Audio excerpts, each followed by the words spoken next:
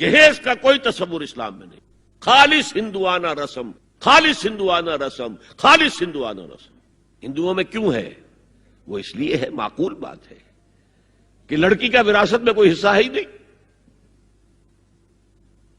وہ تو جب گھر سے نکل رہی ہے کچھ دے دلا کے رخصت کر دو. دان دہیج یہ خیرات ہے، لڑکی کا حق کوئی نہیں ہے گھر پر.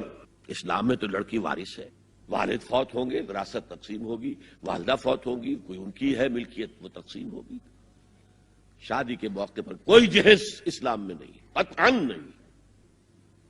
غلطی سے حضرت فاطمہ کے جہیز کو جہیز کہہ دیا گیا. وہ جہیز کیا تھا؟ ایک پیسہ بھی حضور کے اپنی جیب سے نہیں تھا. اس شادی میں خاص بات کیا تھی کہ دولہا کے ولی بھی حضور ہی ہے. اور کون ہے؟ علی کا کون تھا مدینے میں؟ اور دلہن کے والد بھی حضور ہیں. اب حضور پوچھتے ہیں حضرت علی سے تمہارے پاس مہر دینے کے لیے کچھ ہے؟ عرض کیا میرے پاس تو کچھ نہیں. وہ فقراء صحابہ میں سے تھے. فرمایا مہر تو دینا ہے. تمہارے پاس ایک زرہ ہوتی تھی؟ جی ہاں زرہ تو ہے. انہوں نے یہ سمجھا زرہ تو جہاد کے لیے ہے، کوئی وہ دولت تو نہیں ہے. فرمایا جاؤ اسے بیچو یا گروی رکھ کے قرض لے کر آؤ. وہ گئے، حضرت عثمان نے خرید لی اور کچھ دنوں کے بعد واپس کر دی ہدیتاً. یہ زرہ میں ہدیہ آپ کو کر رہا ہوں. اس وقت اگر کہتے چھوڑو علی، کہاں تو لو میں پیسے دے دیتا ہوں تمہیں، تو ان کی طبیعت پر بار ہوتا. اس پیسے سے حضور نے کچھ پیسے گھر بھیجے اندر، دلہن کو ذرا تیار کر دو.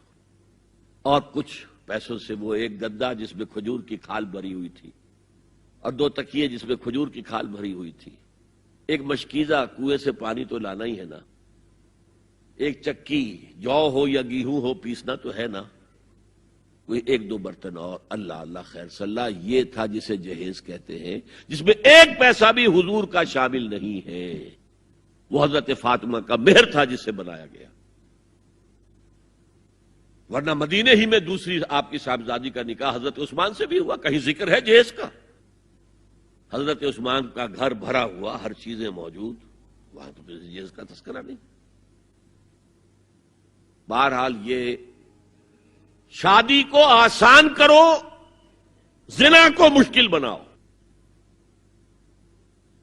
یہاں شادی کے لیے 9 من تیل ہوگا تو رادھا ناچے گی. ورنہ یہ کہ بڑی ہو رہی ہے، عمر ہو رہی ہے، سب کچھ ہو رہا ہے، لیکن کچھ تقاضے تو ہے نا، آخر کچھ تو کرنا ہوتا ہے نا. آخر کچھ نہ کچھ لوگوں کو تو کھانا کھلانا ہی ہوتا ہے نا. بارات تو آخر آئے گی ہی نا، کچھ نہ کچھ تو دینا ہی ہوگا. کچھ جوڑے کپڑے، کچھ یہ. اسلام کا فلسفہ جو میں نے 4-5 باتیں آپ کو بتا، فلسفہ یہ ہے کہ لڑکی کے باپ پر ایک پیسے کا بوجھ نہیں.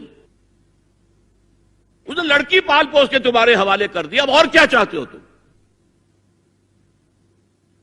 سارا مرد آزماں مرد آفرین، مرد کو چیلنج دیا ہے، تم مرد ہو، مہر تم دو گے. اور سب سے بڑھ کر کیا ہو رہا ہے آج کل بھی ہوتا ہے، وہ ہمارے ایک کچھ کام ہوتے ہیں اسلامی، وہ بھی ہے، کچھ وہی ہندوانہ پس منظر. نکاح کی محفل میں چھوارے کون لے کے آتا ہے؟ جی لڑکے والے. اور پلاؤ کن سے کھاتے ہیں؟ بھائی جس وقت تمہیں مرغ پلاؤ کھلا رہا ہے وہ چھوارے نہیں بانٹ سکتا تھا؟ یہ ہے اسلام اور غیر اسلام کا امتزاج. چھوارے لڑکے والے لے کر آئیں گے اور پھر دعوت اڑائیں گے لڑکی والوں کی طرف سے.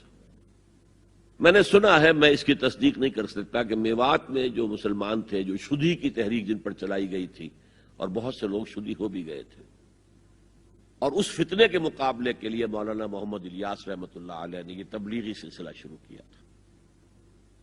وہاں سنا ہے کہ یہ ہوتا تھا، ایک تو نام بھی آدھے ہندوانہ آدھے مسلمان.